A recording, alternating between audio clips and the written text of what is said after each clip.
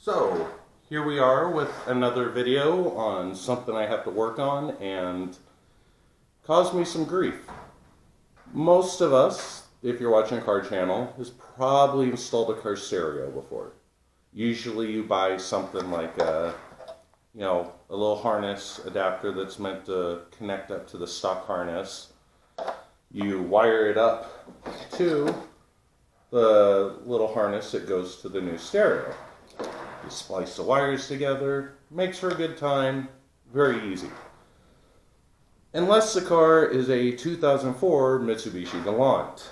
I started working on this car to, just install the stereo for a friend a couple weeks ago, and the parts I ordered were not meant for the car. What it came with before was this plug with little RCA outs, which makes sense. The car has a factory amp in it. It's a Mitsubishi with the Infinity audio system. And with that, it also came with this little harness. Had just 4 plugs on it. That's meant for getting power. This part's fine. The part that isn't is this part. Because this assumes that the stock stereo had a plug that would fit this. That was not the case. The stock stereo did have an outlet for a plug that would have fit this, but this car did not come with said plug. Instead, it had two other plugs that were running from the amp to the stereo. And apparently, this car here, this 2004 Mitsubishi Galant, I believe this is the first year of the makeover in the US. 2005, they went to this. 2004, there's no harness that I could find. So what you actually have to do is disconnect the harness going to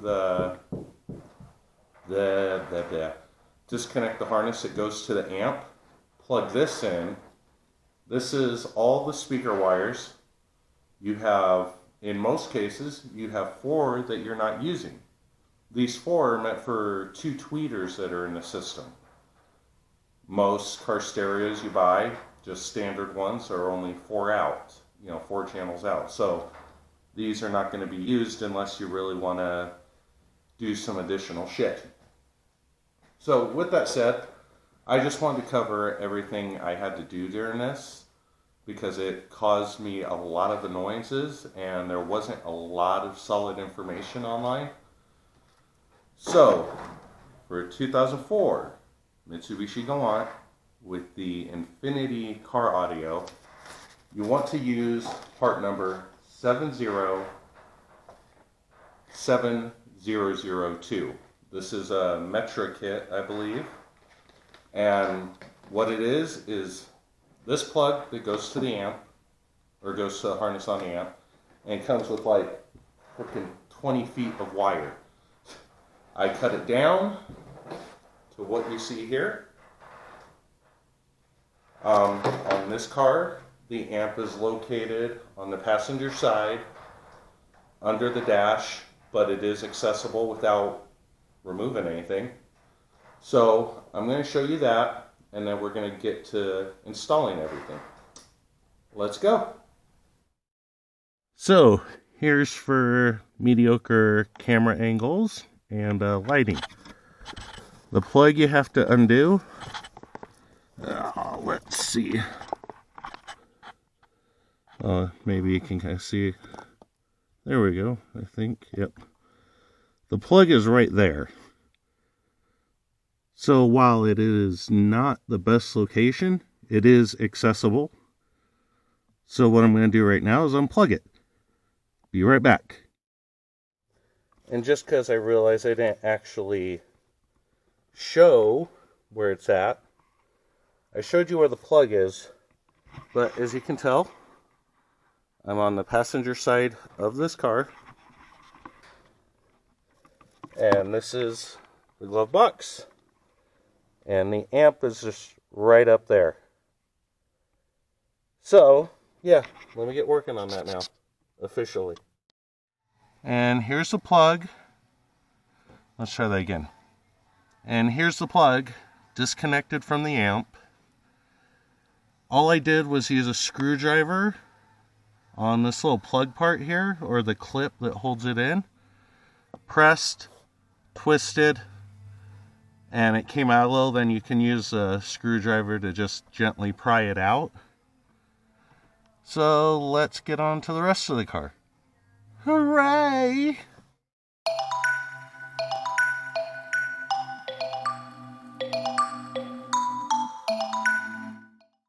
So, radio is now removed. Let us just go over some basics. This is the whole assembly stock.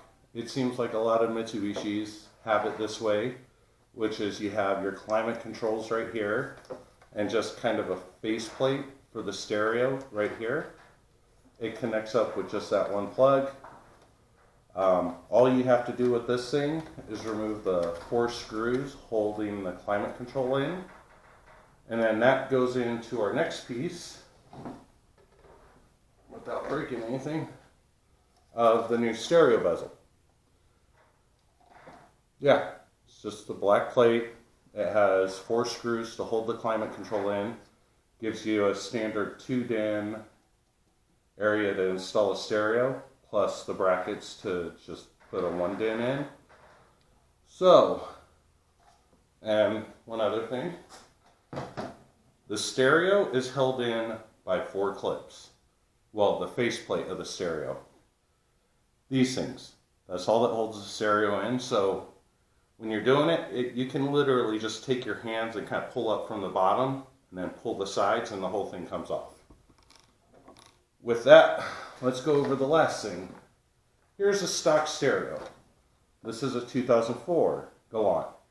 The stereo was made in July 2003, so could have technically been a 2004 model, but whatever. So, these 2 white plugs here, this is where apparently or 2004 and before connected up to the stereo for an amp. Apparently some point after they started using this black connector, which is similar to this thing. But if you ended up looking at a stereo like this and looking at the plug, they don't match up. They don't have the same pin layout. So I don't know what they were planning. I don't know what they were trying. But in this case, these things do not have a harness adapter where you can just connect up to something right behind the stereo to get your speakers. So, yeah, what we're going to do now is move the HVAC controllers, the AC crap, over into this, put the clips on, and start trying to get everything installed. Let's go.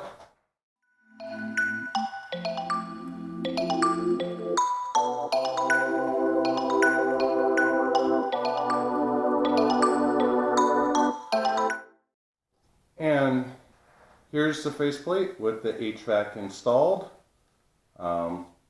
There's just 2 plugs on the back of the HVAC, so nothing really special or complicated. But now let's get into the car and start putting everything back together. Just to give an interior overview, here's the plugs that connect to the AC crap. Okay, yeah, great. This appears to have 2 radio related plugs. I'm not quite sure if they're both used, but this fits in your standard one, so no adapter needed. Here's the plugs that went to the back of the stereo. This is the main one. As you can see, there's just a few plugs. That's for power, all that jazz. This one and this one are meant for the actual speaker outputs, which we will not be using here. So let's start getting everything installed.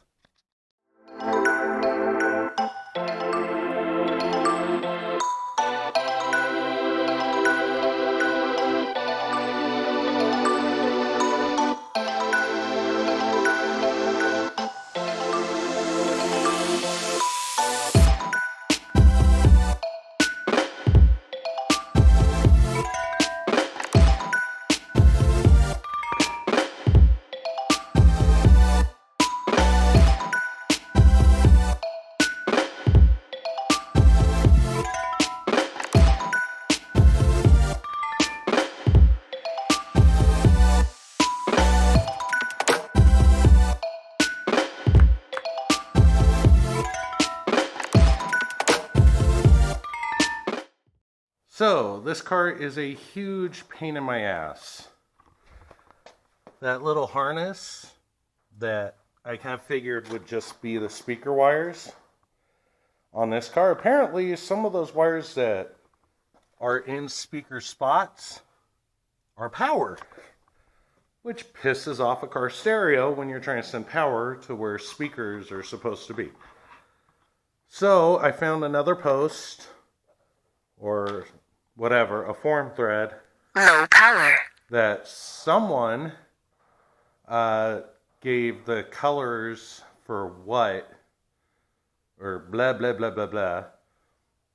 They broke down the pins that run to the amp so that you can snip them and set it up where you're still using the amp.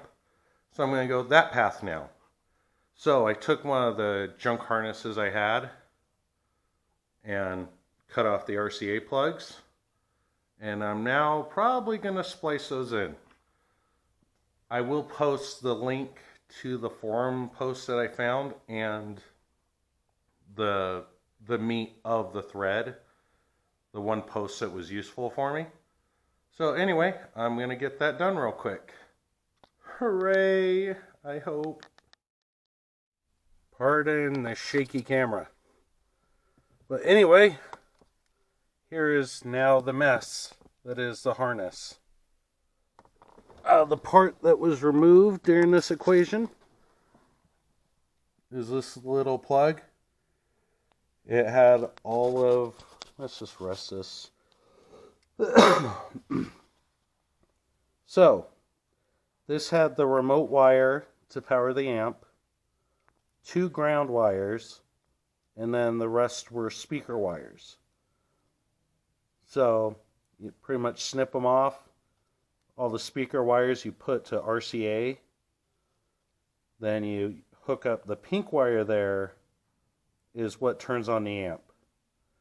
There's 2 brown wires. One that's brown, one that's brown and white. They're ground. Just ground them to the chassis.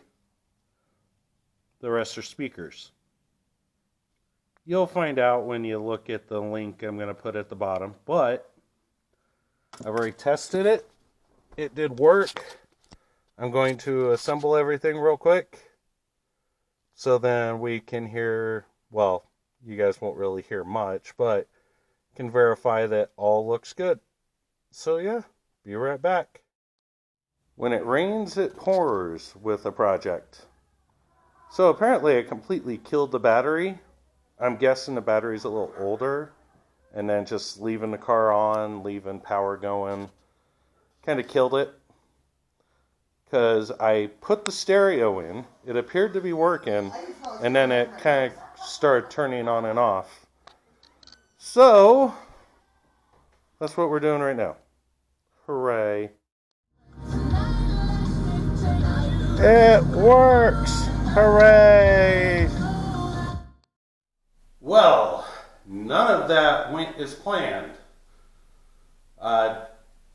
During that whole process, I killed the battery. Didn't realize the battery was probably nearing the end of life. And got one speaker not working. Also, apparently the rears of that car are only subs, so there's no highs. So yeah, go figure. But with that said, got the new stereo installed. Unfortunately, the only way I was able to was to actually cut a stock plug and wire in the RCA cables and the remote power. Less than optimal. So, to do the install on a 2004 Galant, probably a 2005 with an Infinity, you're going to have to cut it unless you can find a harness that I was unable to. But it does sound good. So, I guess that's all you can ask for. Anyway, that was fun. Thanks for watching. If the small percent of you that ever stumble across this video for actually looking for trying to install an aftermarket stereo in the car, give me a thumbs up if you found it useful. Otherwise, have a good day. Bye-bye.